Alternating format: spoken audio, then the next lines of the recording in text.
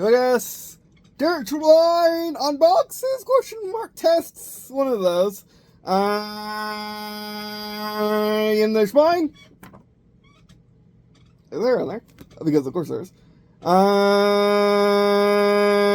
there's mine, and today we're talking about this book, Becoming Supernatural by Dr. Joe Dispenza for his advanced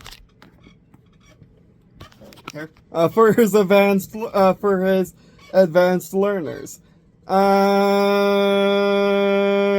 And there's mine, and I was recommended this book, which is non-sponsored by the way, but I was recommended this book by my doctor, nurse, psychiatrist to help deal with some of my trauma that caused my CPTSD. Which, if you don't know, CPTSD is essentially the advanced form of PTSD.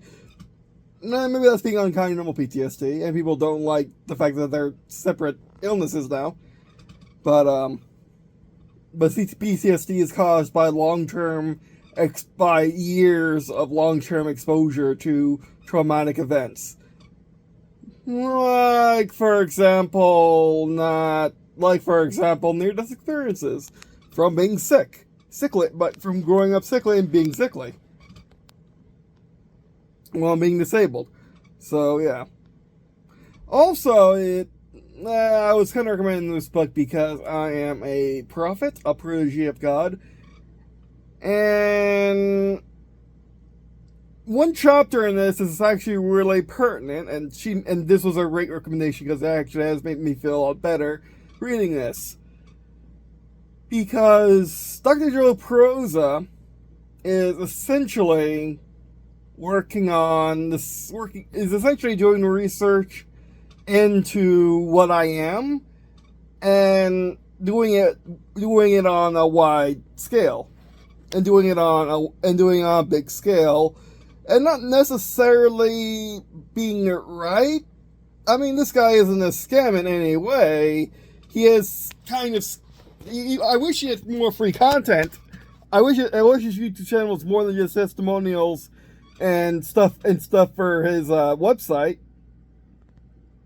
There should be at least one or two courses from the premium course, like one for each book, just as a free sample, just to get people interested in getting the book. But no, there isn't. It's either you trust him or not. And I'm not quite sure if my doctor nurse does, but it was a good recommendation because of that one chapter, which that chapter being chapter 11, Space, Time, and Time Space. Which now we're going to transition over to the PC because I don't do the whole being on camera business. But actually let me flip and show you that one chapter real quick. Now, most of these books are for meditation, are giving you the instructions on how to do really good meditation. This is actually a really good book. It's a $20 book and has nice, pretty pictures in it. It's actually really nice. And I do recommend getting on Amazon because free shipping if you have Prime, as well as you can get the audiobook, as well as you can get the Kindle version for $9, so you might as well just get both for $30, which will be the same as shipping if you just get $1. It should be around there somewhere. Oh, okay, we passed it. But yeah. And the tagline for this book, by the way, is common people doing the uncommon.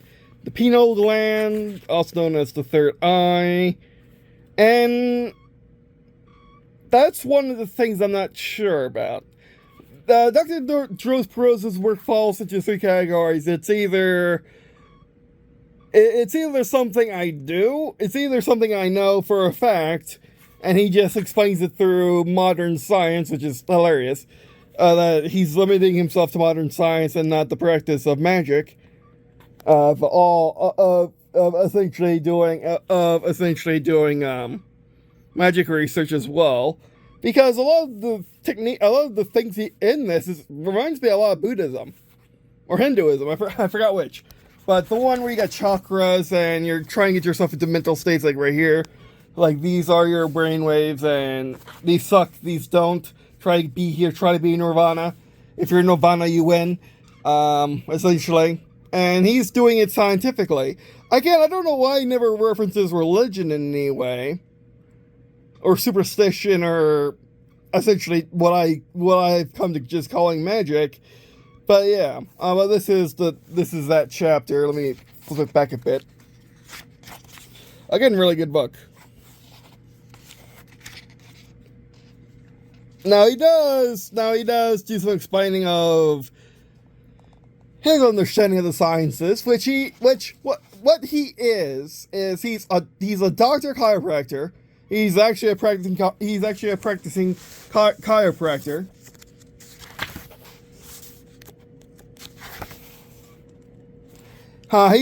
a practicing chiropractor, and he has a degree. He has a bachelor's degree in science. And look at that, it's making it real. We want to just look at the chapter page. I mean, I can just show you a screenshot from the phone, but that's cheating. Right there. And I've only read this chapter so far, but I've also looked at his work. Went on his website, looked at that a little bit. Went on YouTube, seen people's opinions of him, as well as his YouTube channel, what he has to say for himself, his interviews and whatnot. And yeah, so with that, I'll end this clip of the video and then switch over to the PC. So be right back. Oh, much better, much more my domain. Also, I have this here because why not? Because this will come up shortly. This may not come up, but reading that chapter has really helped me. Not in the way that it's really helped some other people doing the actual 45-minute to an hour, those some 30-minute ones, meditations, and going up to the Dr. Joe Dispenza's programs, which sound like a cult. Hashtag not a cult. But yeah, it like, this guy does seem off. But that's kind of entirely how he just goes about it. Like, that's his style, is seeming off, seeming scammy, seeming culty. He doesn't need to. He really doesn't need to. I presume the reason why he does this approach, is because he feels it'll sell more books this way. Being a cult and being kind of mysterious, like, am I really a scam? You have to read the book to find out. That's kind of, I don't approve of that, really. That's not good, but he's doing God's work, essentially, so whatever. Even if he doesn't recognize God exists, or religion is a thing, or magic's a thing, and he is kind of pseudoscience in his quantum mysticism. But, yeah, he's not wrong, though. He isn't really wrong. And like I said, reading that one chapter has helped me a little bit. Has helped me to really clear my mind and find, and because I feel heard. I feel like all the struggle I've been through my entire life, many lifetime, let's be honest. My mini goes around on this, the many timelines I've experienced this life with. Like, this just, this is something different. This is someone trying to do actual research, which is something I really wanted to see for a long time. And it's really nice. And like I said, again, he's not really wrong. It's just he's, he's as what some people describe being first in this field. He's one of the first people actually practicing quantum mechanics. Well, I'm just going to say quantum with a capital Q because that's how Star Trek does it. And really makes sense for what quantum is, the quantum fields. like quantum engineering, quantum mechanics, quantum everything else. It just makes sense to just have one underlying quantum, like physics. Like, no one complains when you put capital P in physics, do they? So why do you complain when you put capital Q in quantum, which I have, which someone actually did say I didn't know anything about quantum because I put capital Q in quantum, which is stupid. Like that's stupid. That's being a grammar police and not a scientist. Get it straight. But anyway. So yeah, this is his website. It could be better. It's very again, like, he feels scammy. He feels scammy, but he really, really isn't. I don't know why this guy just doesn't. I don't know why this guy feels so. I don't know why this guy insists so hard on feeling scammy. I really don't. Maybe it's just how. Maybe it's just how he. That's like the stuff he likes. Maybe. Maybe that's just meditation in the current year. That comes up. Maybe that's just meditation in current year. I don't know. I'm trying to find actually a particular thing now.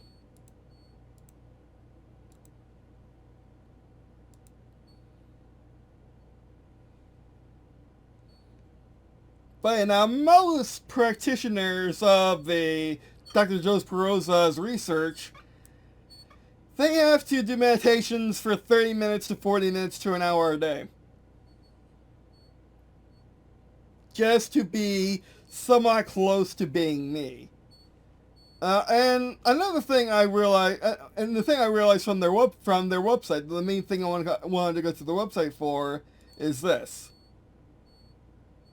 They use heart variability to see if they're really to see if they are reaching the state of nirvana they want their practitioners to be in, or they want their learners to be in, and it's just an EKG, man. Well, it's just a single point EKG, I guess. Well, I tried got an EKG a few years ago because I was having heart palpitations. They were hoping to catch it for once. Because I've always had heart I've always had just not always. I've had heart palpitations since I was like 16 or whatever, or 13 even, and we can never catch them. So we decided to take an EKG, especially with my high blood pressure that was going on at the time, and it still is. So we decided to get an EKG, and essentially, she put the things on me everywhere where you put an EKG. We're using one of these old analog machines because I go to an old country doctor, and she started the machine. A few seconds go by, she rips the thing off, turns off the machine, which is not how I feel it should work, because that's not how you do it. Because there's nothing wrong with me. I had a pitch perfect EKG that looked extremely textbook to what a human EKG would look like if it was absolutely perfect. Like, each peak was perfectly straight. It looked very, how do I say, doctored. It looked very fake, but I knew it came off the machine. They confirmed it came off the machine. I saw it come off the machine. Yeah, I have a perfect heart rate. I have a perfect EKG sitting somewhere. I don't know where it is. I wish I could show you. Oh, speaking of, I wish I could show you, but yeah, and they're I'm gonna show. yeah. Give me, sorry, you see this? You see one of those? Give me.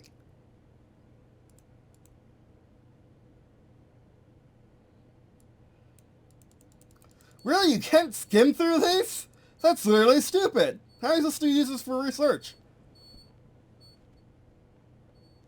So let's let that play for a second. Let's not look at a goat. I just want to get to the thing. But yeah. Yeah, let's put this off in the corner so we don't get copyright. I say off in the corner, but Windows 10 is like, no. I know that that's not permanent. But yeah. And also I can enjoy math again because of all the medication I'm on, so hold on. I don't know why you can't just... I don't know why you can't screen to those videos.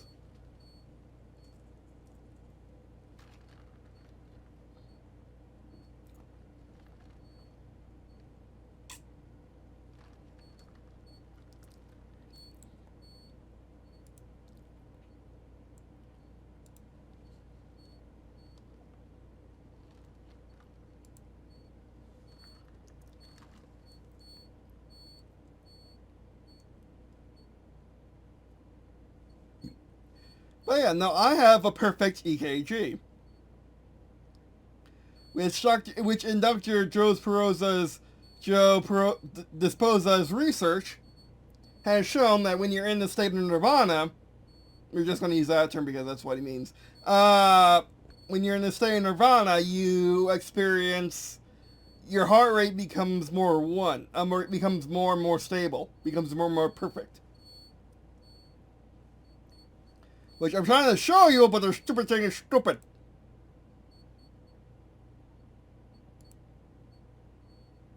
Can I skip through it now? No, it's no serious. Can I skip through this now?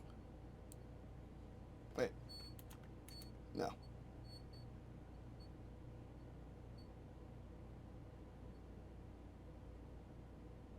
Man, that...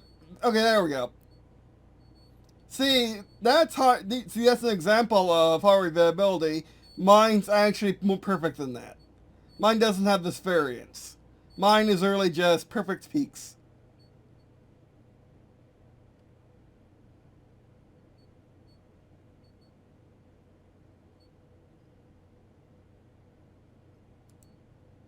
See, that's something that they're looking for. I don't know if this is of an actual person or not, but this is what they're looking for.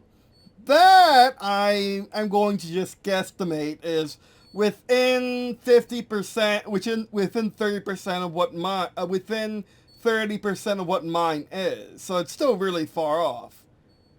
Like mine is again perfect peaks. They go up, they go down, they go up, they go down, they go up, they go down. It's absolutely perfect. And in his tips and in his practitioners, they are not there yet. So hopefully one day they will be, but they're not there yet. Also, they go into stuff about the brain with brainwave frequencies. This is something I always wanted to test on myself, but never could. And yeah, it seems like there is something to it. Of course, it's about heart-brain coherence, which is... Now that I think about it, I do have that.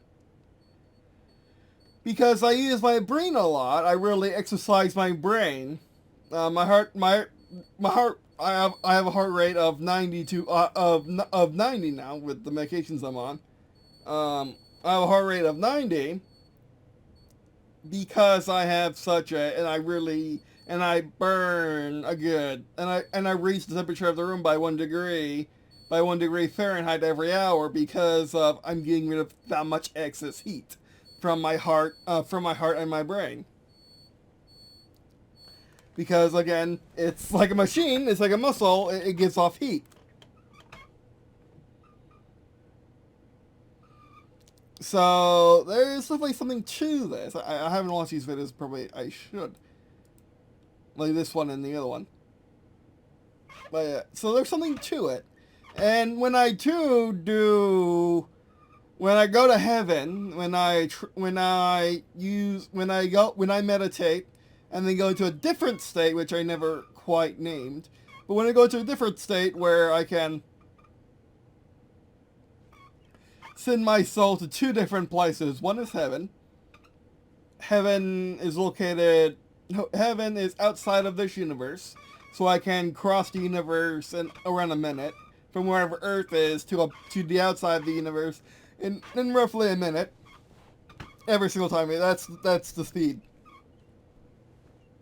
I go at. That's speed I go at, and I exit the universe, go into the void, the places where the universe and God is, the universe, multiverse, and God is, and is the place contains stuff that the stuff that we call magic, that is the stuff that universes are made out of, like nebula in the universe, in galaxies. And then I go to God, who is a big white orb, who is a big white glowing orb, and then go inside of God, go into his center, into his heart, and then go into heaven, and then go into its control center, its headquarters.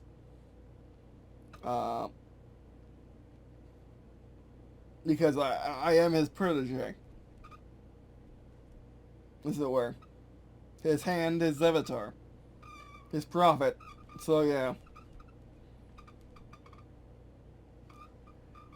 There's also another place I can go, and it does relate to Dr. Joe Dispenza's research a lot. Well, Dr. Joe Dispenza talks about how when you're in the quantum realm, time ceases to exist. That's wrong. That's not how it works at all. Time does not cease to exist in the quantum realm, what I would call the spirit world. The spirit world is the backstage of the universe. It's also a diffusion layer where magic comes through holes in the universe, gets diffused from the void, gets diffused in the spirit world, and then is sent out into the universe through stuff like the Bermuda Triangles and whatnot. Just general way lines and whatnot, which goes into zodiacs, because zodiac is actually a thing because of how magic works. Because magic is such a physical force. Magic, I am coming to realize, might just be matter and antimatter. Like magic in the universe transforms into either matter, antimatter, or some other, essentially all the things you see, touch, feel. All the things in the universe that makes the universe, it's all magic.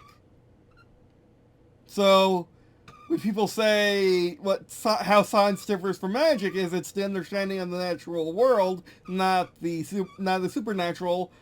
What if the supernatural world is magic? I mean, what if the natural world is built by magic? Yeah, that's a thing. And then this dark matter, dark matter, or antimatter. I think antimatter and dark matter are different, but dark matter is essentially what is more pure magic.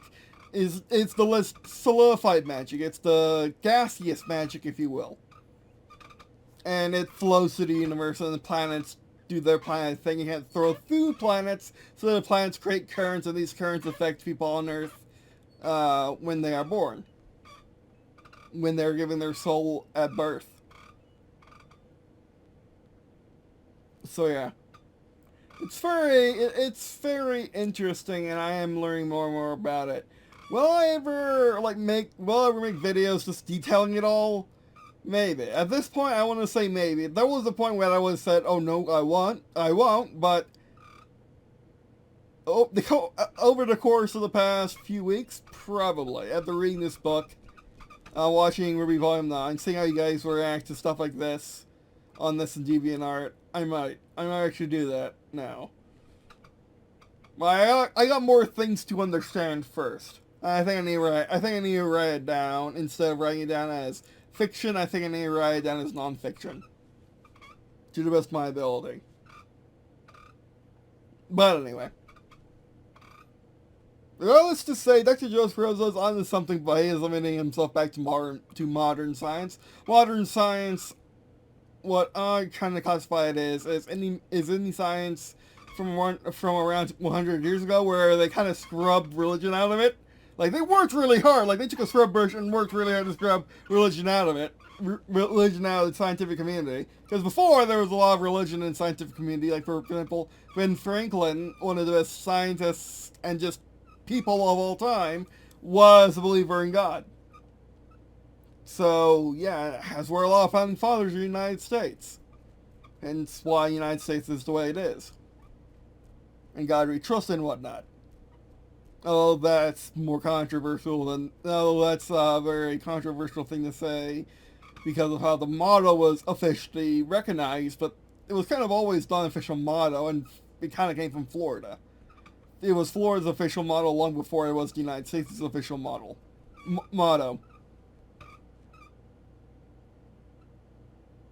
But anyway. So yeah, and let's look at his shop real quick. Let's see what he has. Now he recommends you going up through the thing. So I do want to go back to the video. I do want to go back to the IRL video in a second. But yeah, books. Give me your books. Now he does have 3 ways to learn about his teachings. Is either through his books,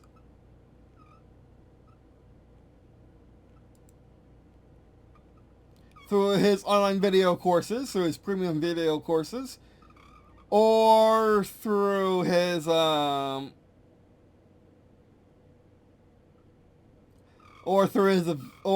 events.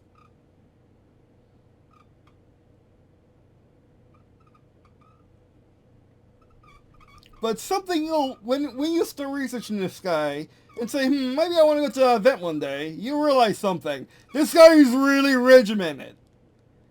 Really, really regimented. So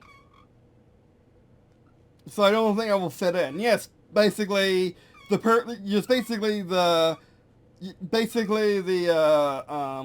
word for it? The perfect specimen won't be able to really use his programs because he's too good, because he's too perfect.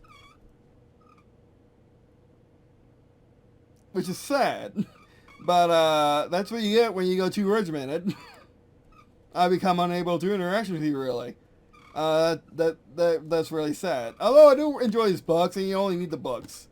You can also get the stuff for free online. If you just look on YouTube, you can find his meditations and even just rip copies of his audiobooks for free on the internet. So if you don't have the money, you can still partake in his teachings if you prefer. Actually, what's in meditations?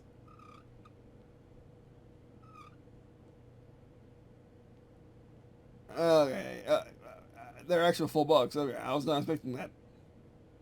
Core teachings.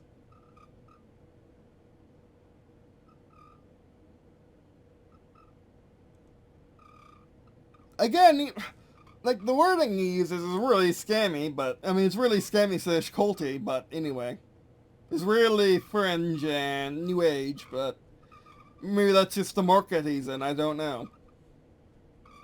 All right, let's go back to books. Physical products. Now I think that's first. That's first, second, third, fourth. And then he has a new one coming out. No, wait, no. I got that backwards. 1, 2, 3, 4. Done. So you want to get this one first, that one second, that one third, that one fourth. If you want to actually practice this stuff in order. But no. But you don't really need to. Really rich coming from me. I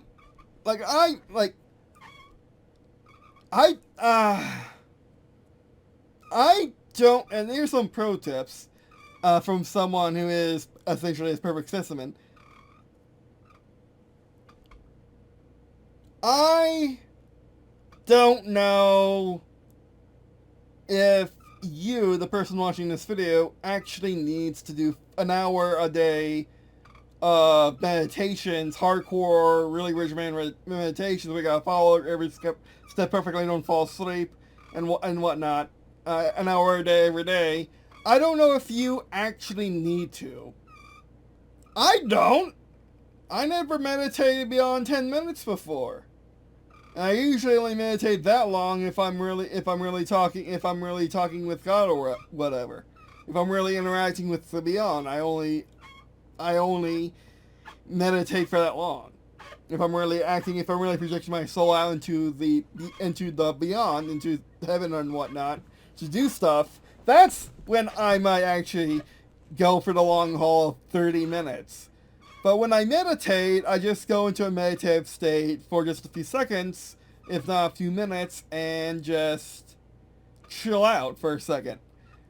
Mostly to lower my blood pressure. But yeah. When getting my blood pressure taken. But yeah. Which several nurses independently have exclaimed, like, wow, meditation really does work, essentially. Or like, this is why meditation is crucial. Because they look at me and just see everything drop.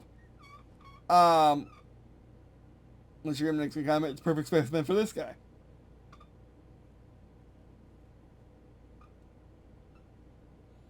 So yeah, I'm also not quite sure why I titled the video. Of course, you know, but I want to be I genuinely am positive about his work. It's just that he really needs to be more open, be more transparent, be more not scammy or culty, and I think it would really take off then. Like, this guy also, I think, has published many studies before. I don't know, he doesn't list them anywhere. Like proof. Like, where are your studies, man? List your studies, list your sources. So yeah. But in general, if you are going to do meditation, any of them, this is by far the best one. At least to. I would actually recommend starting with Becoming Supernatural and read chapter 11, Time Space first, and just try to get to Nirvana on your own, because it's not that hard, says the Prophet, who is also protege God. It's not really that hard, and I want to switch back to my phone real quick just to show you. I don't have a tripod, so this is going to be funny. But anyway, so I'll be right back. And just in general, do I think his books are worth it? Yes, I think his books are worth it. Do I think his video courses are worth it? I don't know. I haven't tried them. I think they're fine, but they're really expensive. So probably not worth it. And again, you can get all this stuff for free on YouTube if you look hard enough. But anyway, so yeah, we'll switch back to IRL me, and finish things up.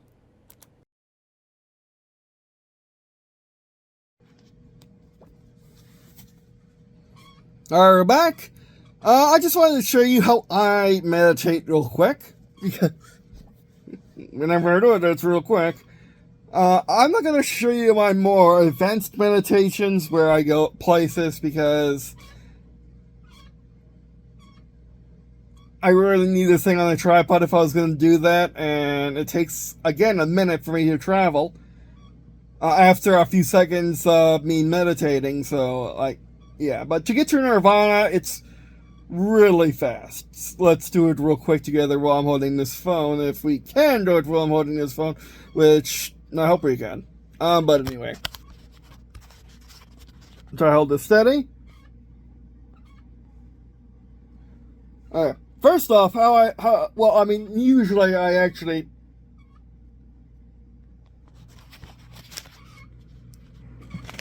okay, let's get the book and prop you up with the book. So how I usually get into meditative states, super meditative states, I guess let's just call it super meditation, For now anyway, the advanced meditation is by making this hand making my hand like this. Actually, more like this. Making my hands like this. Don't know if you can see that or not, the backwards version, because you'd be seeing the backwards version in a second. But essentially, you put your 2 index fingers up in it like this, your 2 middle fingers like this, your 2 thumbs like this, and cross the rest of your fingers in the back. Let me switch.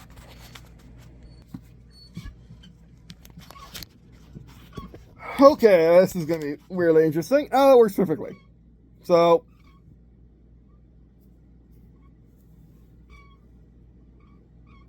I'm not studying prepared. I haven't done really the advanced meditations in a really long time because I haven't really needed to. And beard.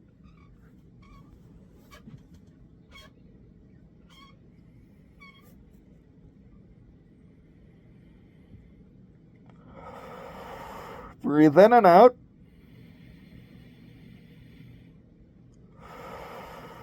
Calm down.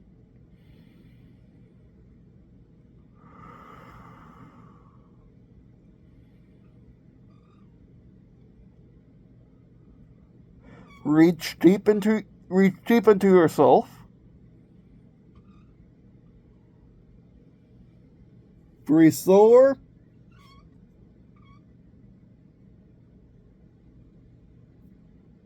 And now reach out with your mind, and then try to reach out with your mind while leaving the physical world behind.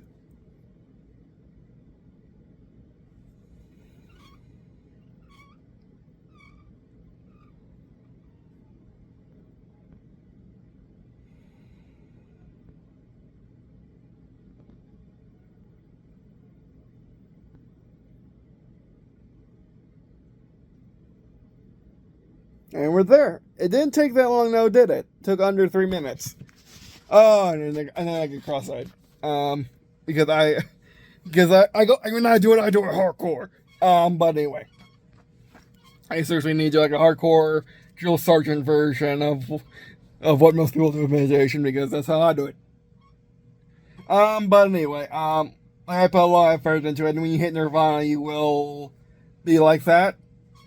When you really truly open your mind and are able to interact with your body on a level which you only usually subconsciously really feel your heart, remember things from past lives even, unless it's your first go around and your first life, which you may be, who knows.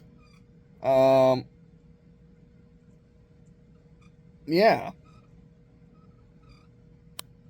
It's just really, especially when you come out of nirvana, you are left with a fuzzy feeling, a different feeling. It's something different, and I hope I am using nirvana correctly.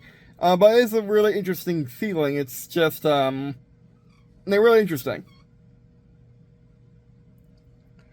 Now, you see, I was able to do that with, admittedly, I've been training to do that my whole life, and just be in the state that Dr. Joe Dispenza wants. Dr. Joe Dispenza is researching and wants his learners to be able to do over. Some of them have been doing it for under a year, but are just really hardcore with their hour-long meditations. But there is evidence on YouTube of, one YouTuber, like Sky something, she wanted to do a 40-week, perfectly by the book meditation schedule. She was unable to do it, but she did it anyway. So if she was able to reach nirvana that way, then you could probably too, especially if you follow this channel. Just be around me for any length of time.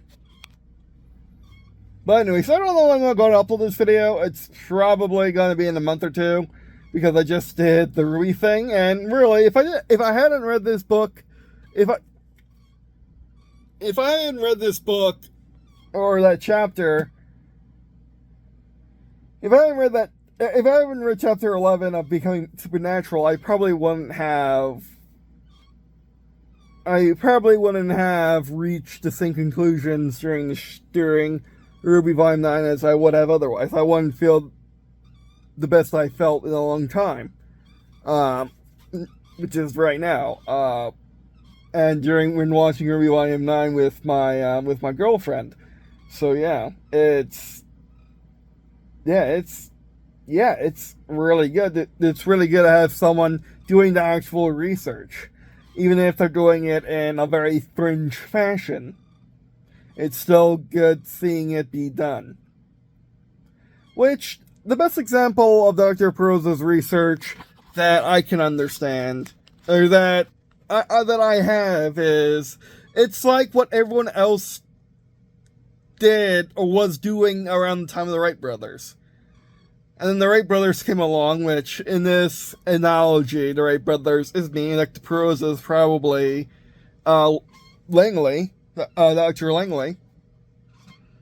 And the Wright brothers, they were able to do the research for real and master controlled flight before anyone else did, and patent it.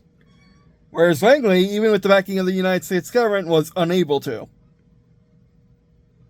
Meanwhile, these two dudes who didn't have no degrees or anything, who just ran a bicycle shop, was able to not only invent the airplane, but invent controlled flight. The very reason why you can airplane in the first place. And the Wright brothers were so special because they were the first ones to understand controlled flight in a way that no one else has ever done so. And that's hard. That's really good praise, because I, for one, am hard on people who think people who invented stuff way later than people who've been using it for years. Like, for example, people who think Isaac Newton invented gravity are really silly, because there's a lot of evidence that the Romans understood gravity pretty well with the aqueducts. The aqueducts were at such an angle to use gravity to its maximum effect. If they weren't so good at engineering, if they didn't understand gravity, why were they able to do that? If gravity was invented in a much later period, how were the Romans able to build aqueducts? It doesn't make much sense. It really doesn't make much sense when you research stuff like that. Of course, there are people nowadays that understand that and credit Isaac Newton with orbits and Newtonian physics, which is fine. That he did invent that. He did really go into the research of understanding of orbits work and Newtonian physics work. So I think that's a good accreditation. But gravity in general, where you can just jump up and down and experience gravity, or just drop stuff and see the edge drops at the same rate, given the same mass and surface area and whatnot. But it's weird. I don't know, it's same mass because weight. Yeah. Because the main difference between a feather and a hammer is the hammer's a lot heavier. Has more mass, is more weighty in a gravitational field. But anyway. So is becoming supernatural worth it? Absolutely. Is learning about Dr. Joe Dispenza worth it? Absolutely. Just come in there with an open mind, and come in with an open mind and skepticism, and you'll be okay. And also come into it understanding that you don't need to be absolutely perfect to his regime in order to get at least some of the benefits of the people who have gotten benefits out of it medically. Which, remember, the people that get benefits out of it medically, he's never claimed anyone has, regrown limbs or anything. Or come back from the dead or anything like that. He's only claimed that people have reduced pain. They have, essentially, people have reduced stuff if they meditate every day for an hour a day. They don't become cured, per se. Which you shouldn't probably use the word heal either, because heal basically means cure in common text and in common understanding, when all they do are simply treating the symptoms, even if the root cause is untreatable. They're not curing themselves of the illness. They are essentially reducing the symptoms, which in terms of cancer or chronic pain might be able to do that. Or when you have a stroke and you have after effects of a stroke, like losing your sight, like they were showing in that one video that I said wasn't pertinent, which it kind of isn't for what we were looking at then. But now it's kind of pertinent where she lost her sight, where the practitioner lost her sight, and then they got it back for hardcore meditation, or for Dr. Rosa's very highly regimented meditation. So yeah, and that's pretty much it. So, and that was the effect of a stroke. So she was able to kind of like work with her brain and to rewire it, much like I do with autism. Like my free-flowing state of my brain, because well, I'm autistic. But yeah. Which, that's also another thing, like, I'm really sickly and disabled, yet I'm essentially a perfect specimen of him. What does that say for what does that say for the results that you can get? Well, I also don't do his regimented meditations either, so it is different. But just keep that in mind. You can still be disabled. It won't fix all your problems. It will just help you cope with them. Like if you were taking really hardcore medication a day and you were able to understand your body better to make sure that you kind of were able to live with the pain, or mitigate your pain, then yeah, go for it. But don't expect to regrow limbs or anything like that. He's not a miracle worker. I am. But anyway. Don't expect me to regrow limbs either. It doesn't work that way. Yet. I think. Regardless, that'll be it for this video. Thanks for watching. I do appreciate watching this video. Also me check out stuff in the description, such as today's space push note, of course, space push notes for watching these videos, engaging in the content and appreciate by sharing with friends, family, and list. Alright, that'll be it for you. Thanks for watching. And just kidding, a thumbnail. And I guess see you in a second.